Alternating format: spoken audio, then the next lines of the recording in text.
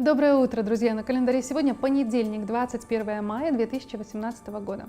Цифра дня по нумерологии 19. Цвет дня во всех алых, малиновых и вишневых оттенках. Число удачи сегодня единица. В нумерологии этот день называется День четкого видения. В основе этого дня яркой линией выходят амбиции, лидерские качества, умение правильно управлять и делегировать свои полномочия. При этом очень важно заметить, что в такие дни, как сегодня, есть необходимость услышать мнение других людей и знать, что ваше мнение априори не всегда может быть верным и правильным.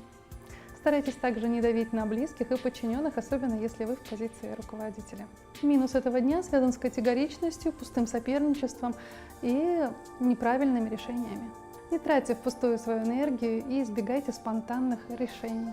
В плане здоровья сегодня уязвимы горло и щитовидная железа.